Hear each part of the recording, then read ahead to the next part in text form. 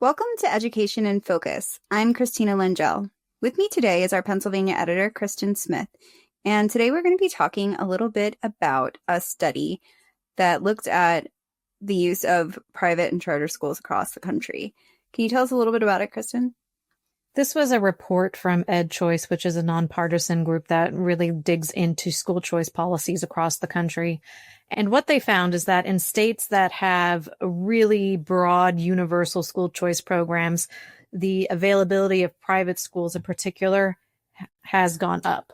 One of the big struggles with a lot of states and that have vast rural areas is that there aren't a lot of private schools. So even if they had school choice options, there wouldn't be a lot of places for them to go.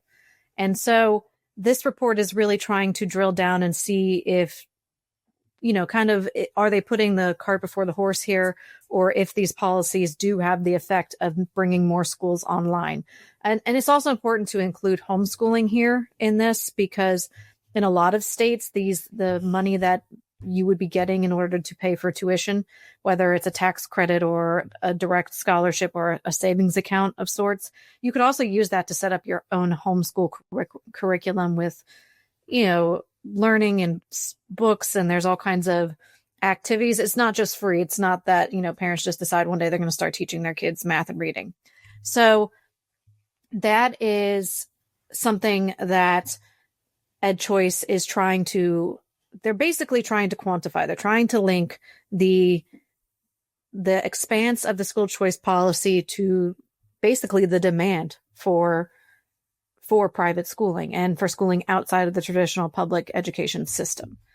This report in particular found that, yes, particularly in the states that are considered school choice leaders, which is Arizona, Florida, Wisconsin, and Ohio, that between 2011 and 2021, their numbers of private schools have gone up dramatically. Whereas in states that really don't have very strong school choice policies, such as Pennsylvania, where I'm at, they've lost almost between 200 and 400 private schools. New Jersey and New York are looking the same way.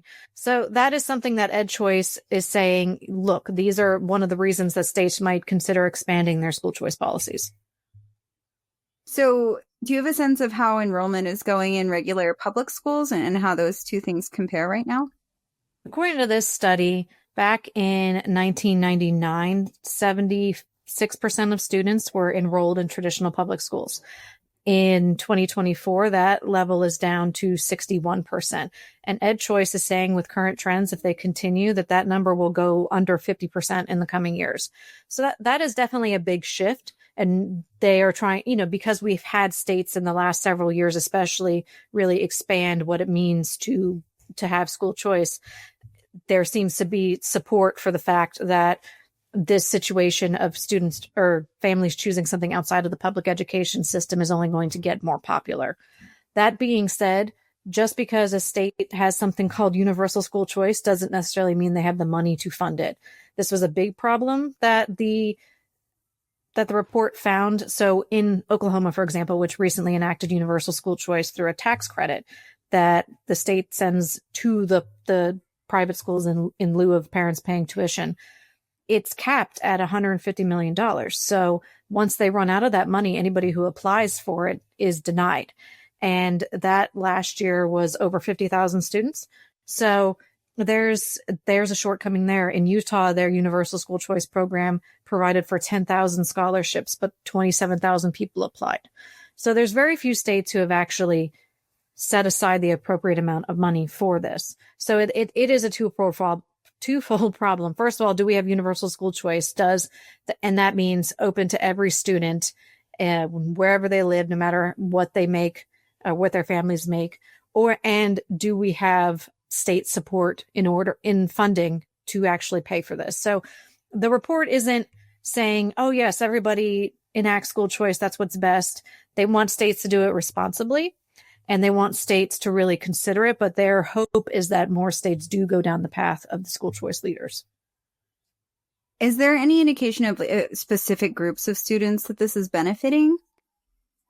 It depends on the state, but historically speaking, school choice programs were founded in order to help disadvantaged students, whether they had special needs or low socioeconomic status, and they lived in neighborhoods where the schools were really struggling. Over time, that's expanded, like I said, expanded school choice to the idea that now parents shouldn't be bound by where they live, and that kids who want to go to a school over, a private school here shouldn't be held back from that if that's what their parents choose and if that's what the state can afford to divert money to. Now that in Pennsylvania, for example, that program, that idea is expanding a lot more slowly. So in Pennsylvania, the proposal is that we would have a $100 million program that would benefit children who live in the bottom 15% of school districts, and that their socioeconomic income was under 250% of the poverty level, which is roughly $80,000-ish a year for a family of four. So it's definitely a lot more restrictive than something like Oklahoma, where where no of those factors matter. That being said, again, there's a cap on it. We already have tax credit programs here in Pennsylvania that rely on donor funding. And if the money isn't there, then people get rejected. That's already happened with our existing program. So you will just see the same issue, even if we enact a statewide program. Okay, well, thank you, Kristen. We will keep up with this story and all things school choice at thecentersquare.com.